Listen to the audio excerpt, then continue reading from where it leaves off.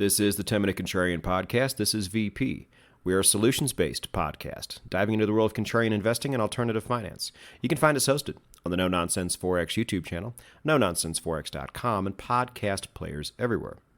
Episode 129 is brought to us by Bybit. Trading is pretty good all across the board right now, but it is really, really good in crypto, and you have to stop passing up these opportunities.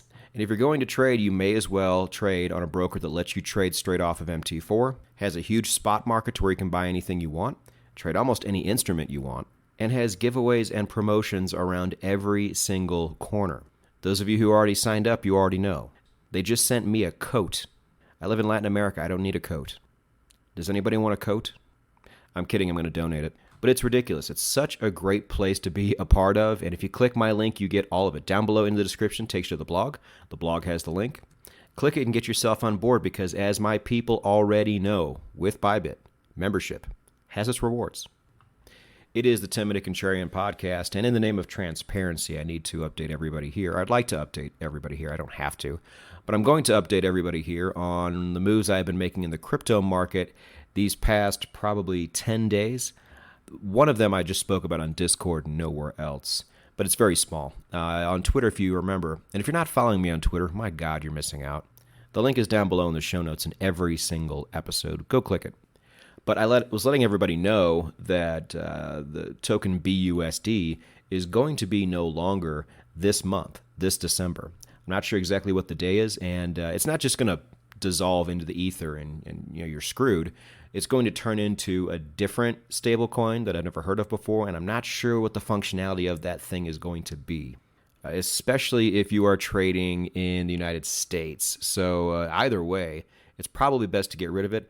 I had a little bit left over back when I took profit off of TWT, and I simply needed to get rid of it, so I just exchanged it into BTCB, which is the wrapped version of Bitcoin on the Binance Smart Chain.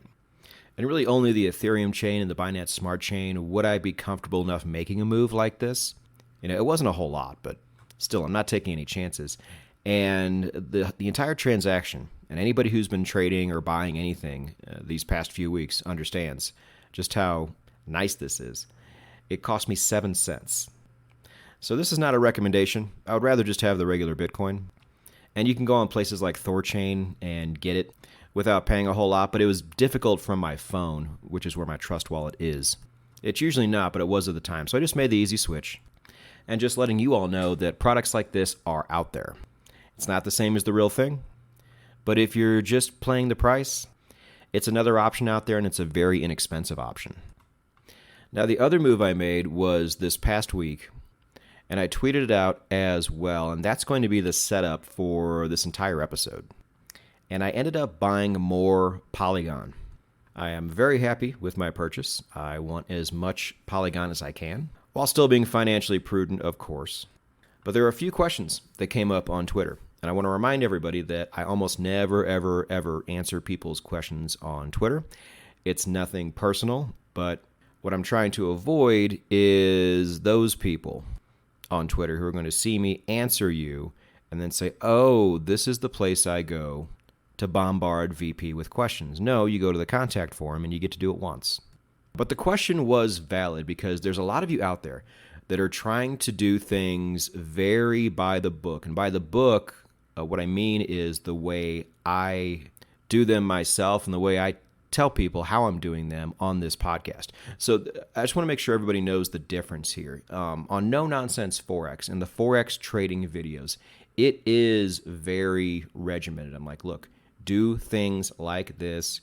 Do not deviate from this.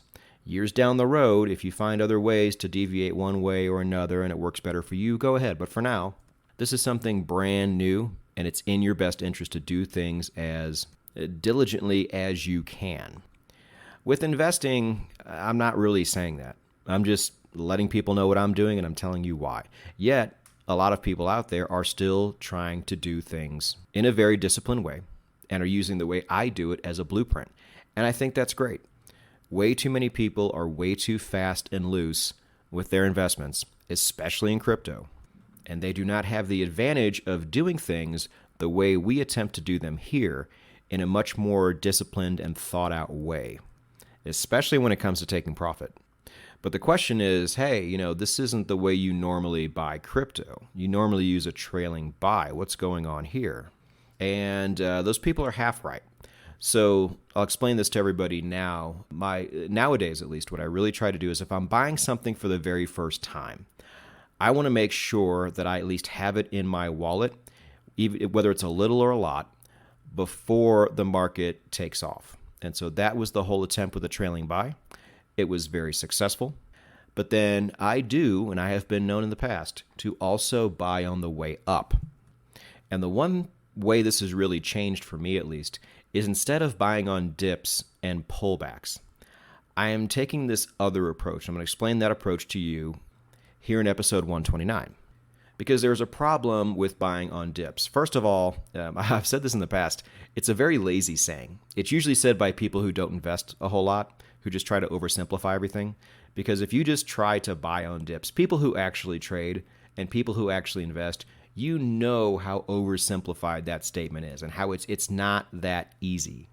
Psychologically, I think it's easy to do. You just wait for a dip and then you try to buy on it. But the execution of this and trying to get in at the best price is not easy at all.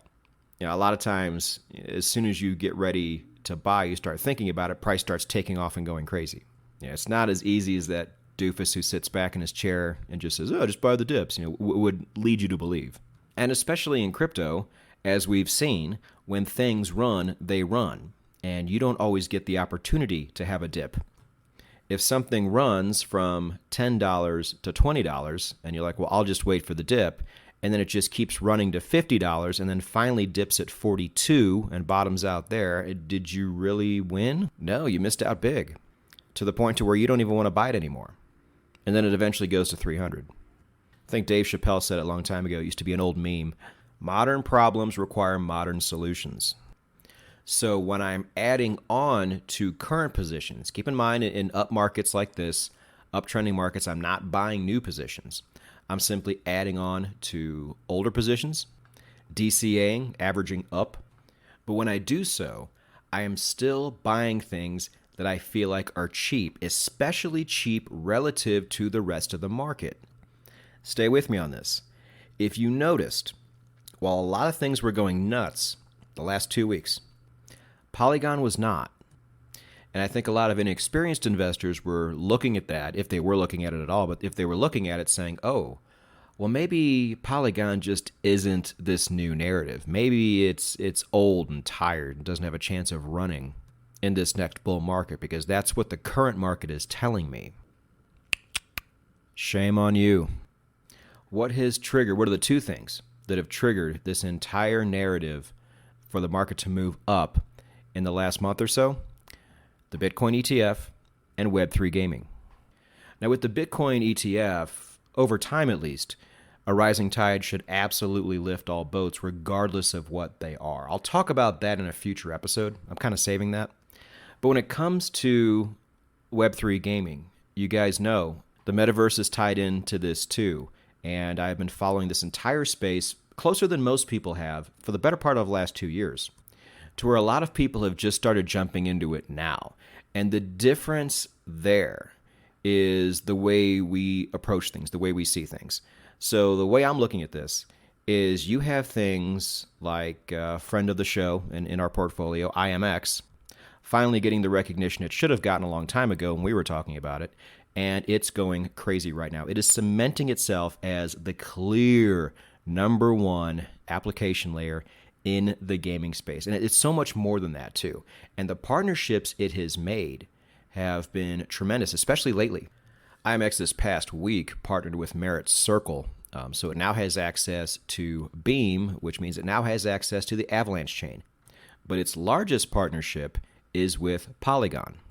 So if you go down the risk curve a little bit, what's good for IMX is also and always going to be very good for Polygon. And, to a much lesser degree, probably Ethereum too. Yet one of those two is going up like crazy, IMX, and the other one is stagnating and doing nothing, Polygon. So where's the value? To me, it's in Polygon. And that's why I bought right around 80 cents, and it's currently sitting at about 90 cents.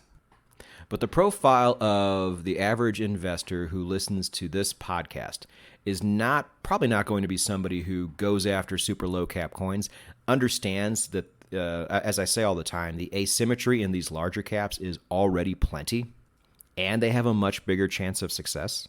So this is why I'm primarily looking. And even though I'm averaging up, which means my average price is now worse than it was before, I just want to be historically correct. You guys know, I have the patience to wait this out as long as it needs to be waited out. Due to what has happened, or what was probably going to happen with this ETF, and all of the adoption from TradFi that is already coming along for the ride. I mean, contrarians, this is what we were waiting for to take us to the next level in the crypto market. And it wasn't happening much in the past bull run, but it's happening now, whether you want to call this a bull run or not. The adoption we have been hoping for with blockchain technology and with Bitcoin is coming in droves. So I'm okay with averaging up, but I still want value. And the way I'm doing that now and going forward is I'm looking for tokens that I already have that should be moving if people really thought about it, but aren't. While everybody's looking at this one shiny thing that's moving a lot, I'm looking down the risk curve for larger tokens that will clearly benefit from this shiny thing going crazy. And even when it comes to shiny things, I'm not talking about some flash in the pan that you've just heard of this week. IMX is the real deal. We've been in this for a while. And while it was shooting upward, Polygon wasn't, and I seized that opportunity. Now, it could certainly go down a lot later on, but again, not concerned about that. I just want a lot of Polygon for the future. That's really it. The partnerships it has already cemented with really, really big brands does not get talked about enough in my book. They just lost Disney, but the way Disney's trending these days, I'm okay with that. But the main objective of this episode, Contrarians, is to look at value over cost. This has always been my approach to everything, even when I was broke.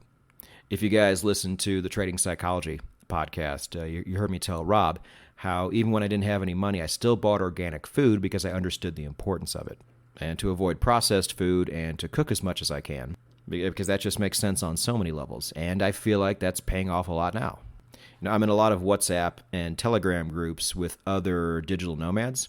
And when it comes to residency and citizenship and all these other options, so many of them go straight for the cheapest option. They always want the ramen noodle option. And 9 times out of 10, these people come back and just complain that they either got scammed or it's taking way too long. And I'm like, bro, you're taking a residency option, and we've talked about this on the show too, that is mega, mega cheap. Like, they're giving it away, and we'll probably never see it again. It is ridiculous, ridiculous value for what it is. Spend the money. Don't screw around. If you live in the West and you have a Western job, the money's going to come back. If you see something that may have cost a little bit more than you were comfortable with, but the value is absolutely there and it's indisputable, then you know what you need to do. Not financial advice. So I would like to thank the people who did ask me those questions on Twitter, even though I'm never, ever, ever going to answer anybody's question ever again on Twitter. But it was the reason for this episode, and I think a very important episode going forward. Because as contrarian investors, we understand that it's going to take a long time usually before our markets to go up, but when they do, they go up a lot. And then what if you want to add on? God forbid. You should have some type of plan in place, and while this might be a bit of a rougher plan, it's currently mine, and I just want to share it with you. Because even normies have seen and watched this crypto market go up and down a lot over the past 4 or 5 years. And so they see you buying now while the market's going up, and they're going to think that's absolutely crazy. But the problem is these people never buy, and if they ever do, they do it at or near the top. And they also don't understand that we have a longer time horizon than they do. So let them think you're crazy. Because even when we're buying in uptrends, we are still, historically, very early.